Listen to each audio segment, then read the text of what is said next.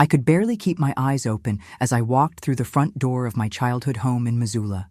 The familiar scent of my mother's apple pie should have been comforting, but instead, it made my stomach churn with nausea.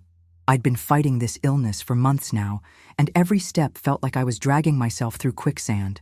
The doctors still couldn't give me a clear diagnosis, just more tests, more waiting, more uncertainty.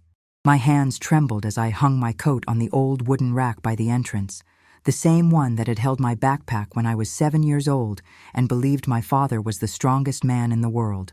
The living room buzzed with conversation as my extended family gathered for our annual Thanksgiving dinner.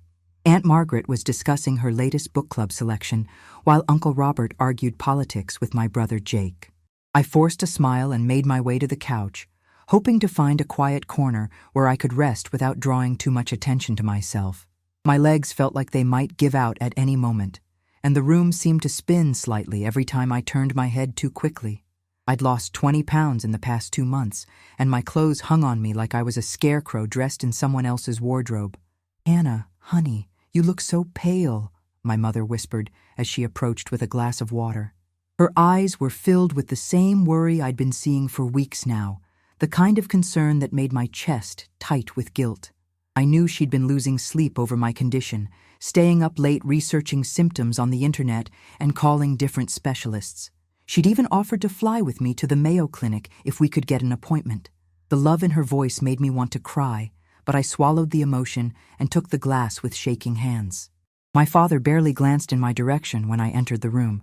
He was deep in conversation with my cousin David about some business deal, his voice booming with the confidence that had always intimidated me as a child. I remembered how I used to climb onto his lap during family gatherings, how he'd tell me stories about his own childhood in Montana. Those days felt like they belonged to someone else's life now. Ever since I'd gotten sick, he'd grown distant, almost cold. It was as if my illness was a personal failure, a weakness he couldn't understand or tolerate. The afternoon dragged on, and I found myself drifting in and out of conversations. My cousin Sarah was showing everyone photos from her recent promotion at the law firm, while my grandmother shared stories about her volunteer work at the local shelter. I tried to participate, to show interest, but the fatigue was overwhelming. Every laugh felt forced.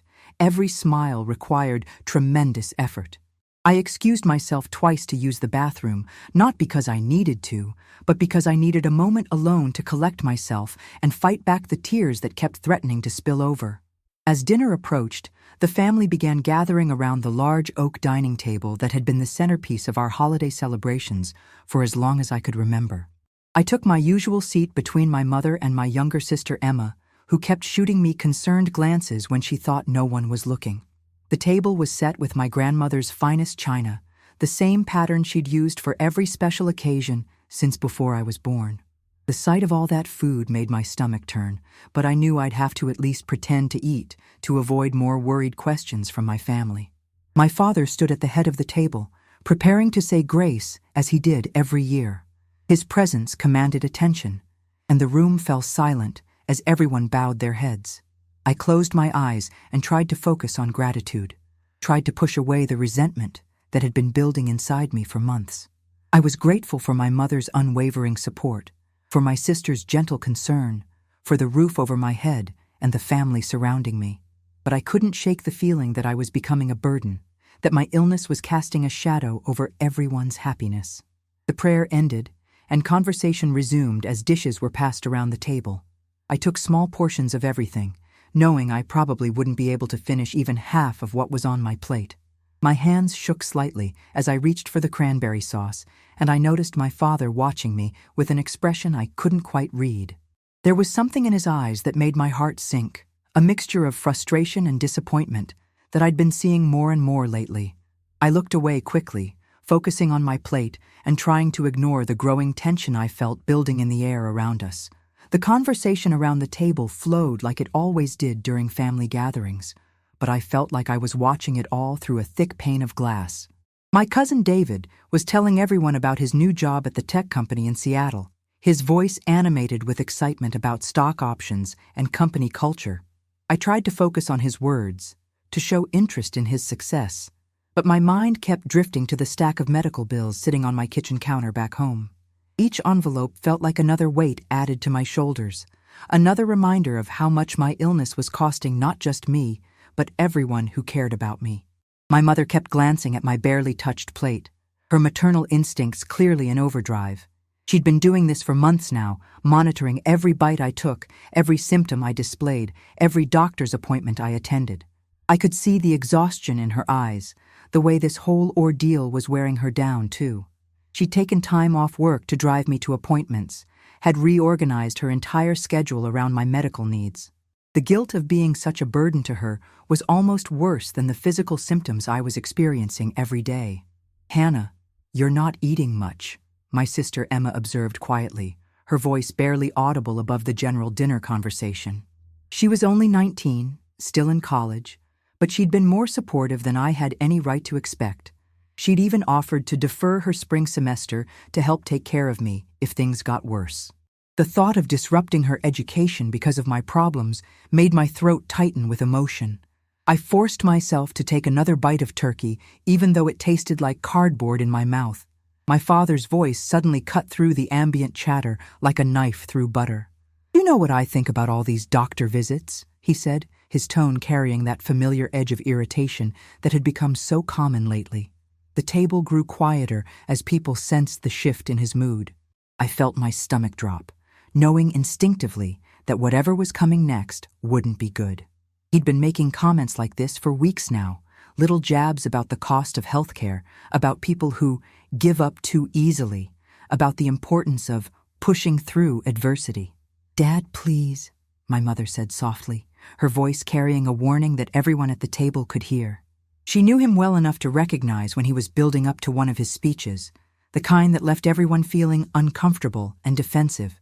But my father had never been one to back down from expressing his opinions, especially when he felt strongly about something.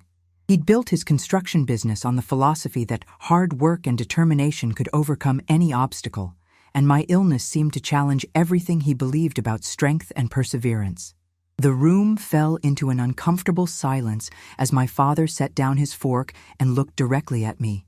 His eyes held that same disappointment I'd been seeing for months, but now there was something else there too, something that looked almost like disgust. I felt my hands begin to tremble under the table, and I gripped my napkin tightly to try to stop the shaking. Everyone else seemed to sense what was coming, the way you can feel the electricity in the air before a thunderstorm hits. "I've been thinking about this whole situation," my father continued, his voice growing louder and more confident with each word. "All these specialists, all these tests, all this money being thrown at a problem that might not even have a solution." His words hit me like physical blows, each one carefully chosen to inflict maximum damage. I could feel the eyes of my entire family on me, could sense their discomfort and embarrassment on my behalf. My grandmother's hand had stopped halfway to her mouth, her fork suspended in midair as she processed what she was hearing. The weight of his disapproval settled over me like a heavy blanket, making it even harder to breathe than it already was. I wanted to defend myself, to explain that I wasn't choosing to be sick, that I would give anything to go back to being the healthy, independent daughter he used to be proud of. But the words wouldn't come, trapped somewhere between my heart and my throat, by the crushing realization that the man who was supposed to love me unconditionally had apparently decided I wasn't worth the effort it took to help me get better. The silence stretched on for what felt like an eternity, broken only by the soft ticking of my grandmother's antique clock on the mantelpiece. I could hear my own heartbeat pounding in my ears, could feel the heat rising in my cheeks as every person at that table processed what my father had just implied. My cousin Sarah shifted uncomfortably in her chair, her eyes darting between my father and me as if she was watching a car accident unfold in slow motion. Even my usually talkative Uncle Robert seemed at a loss for words, his mouth slightly open as he struggled to find something appropriate to say. My mother's face had gone completely white, and I could see her hands clenched into fists on either side of her plate. She'd been defending me to my father for months now, arguing behind closed doors about the importance of getting proper medical care, about not giving up hope for a diagnosis. I'd heard their voices through the thin walls of our house late at night, her pleading tone contrasting sharply with his increasingly frustrated responses. Now, seeing the public humiliation he was putting me through, I could practically feel the anger radiating from her like heat from a furnace. "Richard, that's enough," my grandmother said firmly, her voice carrying the authority of someone who had raised 5 children and wasn't about to tolerate disrespect at her dinner table. She was 83 years old, but still sharp as a tack, and she'd never been one to let family members tear each other down. Her weathered hands were steady as she reached for her water glass, but I could see the disappointment in her eyes as she looked at her eldest son. She'd taught us all about the importance of family loyalty, about standing by each other through thick and thin. But my father wasn't finished. He leaned back in his chair with that familiar expression of righteous indignation that I remembered from my teenage years when he'd lecture me about responsibility and character. "No, Mom, someone needs to say what everyone's thinking," he continued, his voice growing more heated with each word. "We're throwing good money after bad here, chasing after some miracle cure that probably doesn't exist. Hannah needs to accept reality and stop being such a drain on everyone around her." The words hit me like a physical slap, and I felt tears beginning to well up in my eyes despite my desperate attempts to hold them back. My sister Emma gasped audibly, her fork clattering against her plate as she dropped it in shock. She was staring at our father with an expression of complete disbelief, as if she was seeing him clearly for the first time in her life. "Dad, how can you say that?" she whispered, her voice barely audible above the sudden ringing in my ears. I wanted to reach out and squeeze her hand, to thank her for defending me, but I felt paralyzed by the magnitude of what was happening. This wasn't just a family disagreement anymore. This was my father publicly declaring that I wasn't worth saving. The room felt like it was spinning around me, and I gripped the edge of the table to steady myself. Every face around that table was a study in shock and discomfort, from my cousin David's wide-eyed stare to my Aunt Margaret's horrified expression. These were people who had known me since I was born, who had celebrated my birthdays and graduations, who had always treated me like a beloved member of the family. Now, they were witnessing my own father essentially write me off as a lost cause, and I could see the pity in their eyes that made me want to disappear completely. My father's voice rose even higher as he warmed to his theme, apparently oblivious to the devastation he was causing. "I've worked my whole life to build something for this family," he declared, gesturing broadly with his hands. "I've sacrificed and saved and planned for the future, and now we're supposed to throw it all away on someone who—" He paused, and for a moment I thought he might stop himself, might realize how cruel his words were becoming. But then his eyes met mine across the table, and I saw something in them that chilled me to the bone, a cold calculation that seemed to weigh my worth as a human being and find me lacking. The next words that came out of his mouth would echo in my mind for years to come, each syllable burned into my memory like a brand. "You're not worth the doctor's effort," he said with devastating finality, his voice cutting through the stunned silence like a blade. The words hung in the air between us, impossible to take back, impossible to unhear. I felt something break inside me at that moment, some fundamental belief about love and family and unconditional support that I'd carried with me since childhood. The man who had taught me to ride a bike, who had walked me down the aisle at my high school graduation, had just declared that my life had no value. The words hung in the air like poison gas, seeping into every corner of the room and contaminating everything they touched. I felt my world tilt on its axis, as if gravity itself had shifted and I was falling through space with nothing to catch me. The faces around the table blurred together through my tears, a kaleidoscope of shock and horror and pity that made me want to crawl under the table and disappear forever. My chest felt tight, like someone had wrapped steel bands around my ribs and was slowly tightening them with each breath I tried to take. My mother's chair scraped against the hardwood floor as she stood up abruptly, her napkin falling to the ground like a white flag of surrender. "Richard, get out," she said, her voice shaking with a fury I'd never heard from her before. "Get out of this house right now."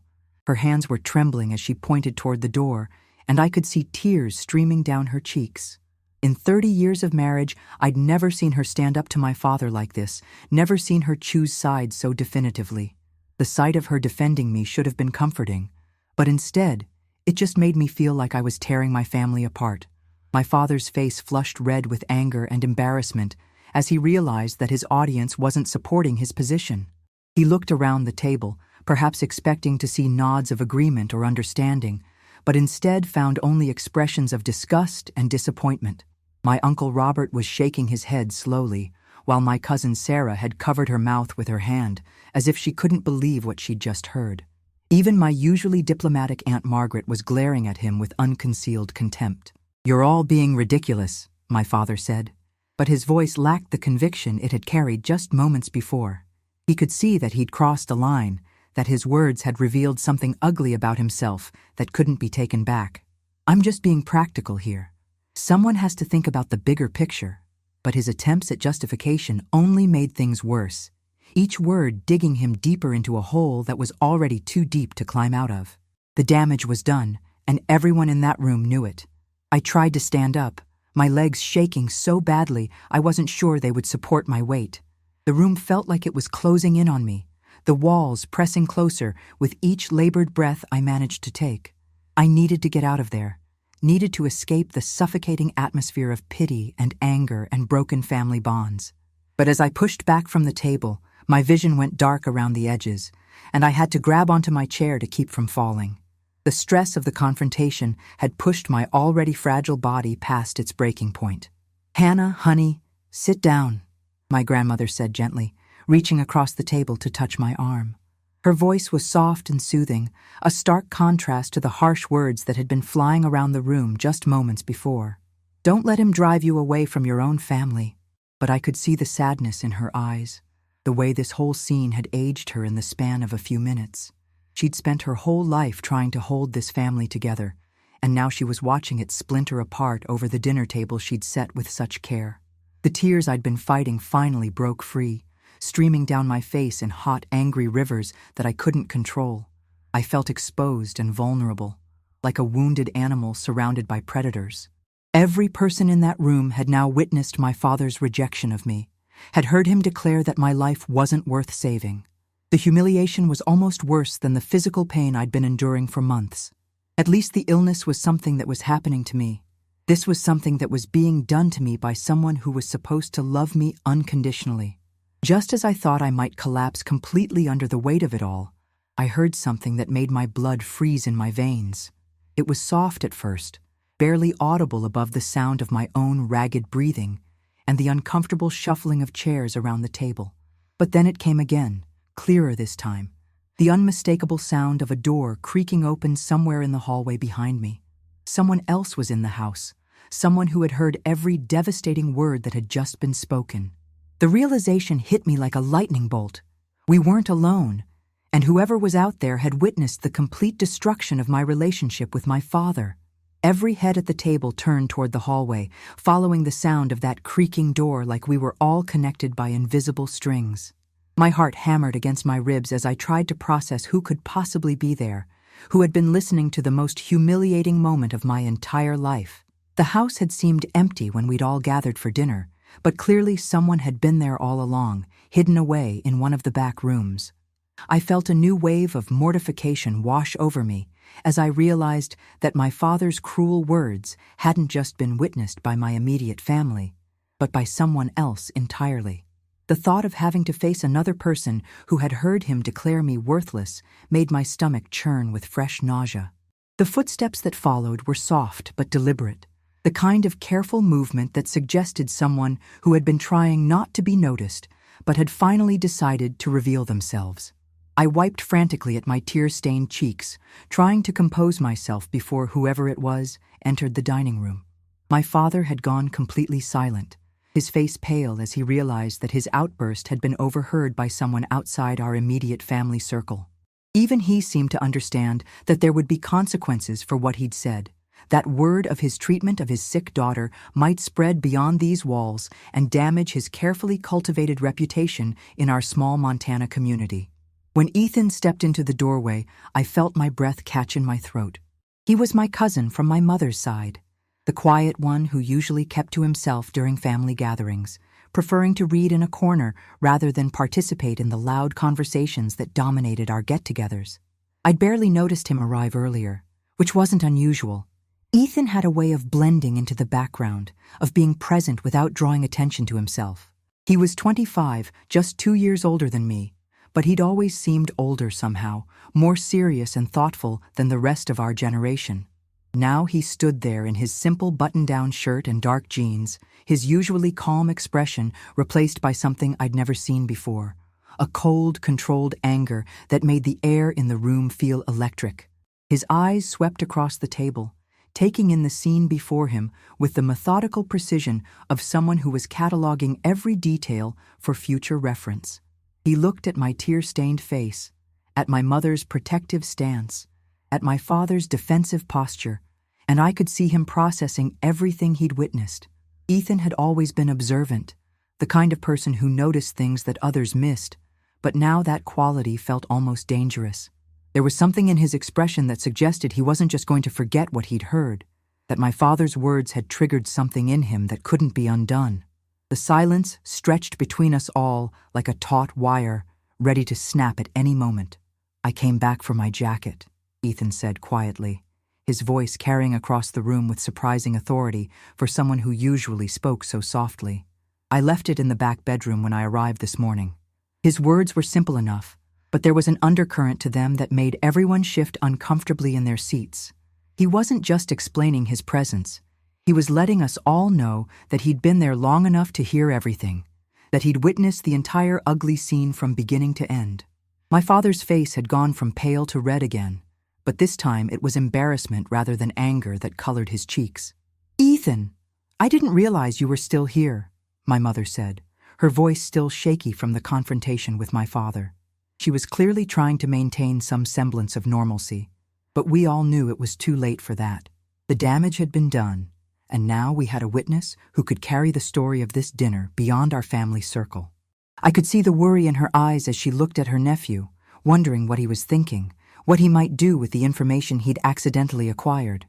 Ethan had always been close to his aunt, my mother, and I could tell she was hoping he would keep what he'd heard to himself. But Ethan wasn't looking at my mother. His gaze was fixed firmly on my father, and there was something in his expression that made me think of a predator studying its prey. "I heard what you said to Hannah," he said, his voice still quiet, but carrying a weight that made everyone at the table tense up. Every word of it. The simple statement hung in the air like a challenge, and I could see my father's jaw clench as he realized that his moment of cruelty was about to have consequences he hadn't anticipated. Ethan had never been one to cause trouble or make waves, but something about what he'd witnessed had clearly pushed him past his usual boundaries. My father tried to regain control of the situation, straightening in his chair and putting on the authoritative voice he used when he wanted to intimidate someone. "This is a private family matter, Ethan," he said, but his words lacked their usual conviction. "I don't think it's appropriate for you to—" But Ethan cut him off with a slight shake of his head, a gesture so subtle it was almost imperceptible, but somehow managed to silence my father completely. There was something about my quiet cousin that I'd never noticed before, a strength that ran deeper than his usual reserved demeanor suggested. He wasn't going to be intimidated or dismissed, not after what he'd heard. "Actually, Uncle Richard," Ethan said, and I noticed he used the formal title rather than the casual dad that some of the younger cousins called him. "I think this concerns me more than you realize." He reached into his back pocket and pulled out his phone, but instead of checking it, he simply held it in his hand like it was some kind of talisman. "You see, I've been meaning to tell the family about some changes in my life, some opportunities that have come my way recently." His words were measured and careful, but there was an undercurrent of excitement that I'd never heard from him before. Something had changed in Ethan's life, something significant enough to give him the confidence to stand up to my father in front of the entire family. The room fell silent again as we all waited for him to continue, but Ethan seemed to be savoring the moment, letting the tension build as he studied my father's increasingly uncomfortable expression. I could see my grandmother leaning forward slightly, her curiosity clearly piqued by this unexpected turn of events. Even my sister Emma had stopped crying and was watching Ethan with wide, hopeful eyes, as if she sensed that something important was about to happen. The quiet cousin, who usually faded into the background, had suddenly become the center of attention, and he was handling it with a poise that surprised everyone in the room, including me. 3 months ago, Ethan finally continued, his voice growing stronger with each word, I sold my software company to a tech giant in Silicon Valley. The acquisition was finalized last week, and I'm now what most people would consider financially independent. The words hit the room like a bomb, and I could see the shock ripple across every face at the table. Ethan, our quiet, unassuming cousin who worked on computers and never talked about money, had apparently become wealthy beyond anything any of us had imagined. But more importantly, he was looking directly at me as he spoke, and there was something in his eyes that made my heart skip a beat. Not romantic interest, but something deeper, something that looked almost like determination mixed with compassion.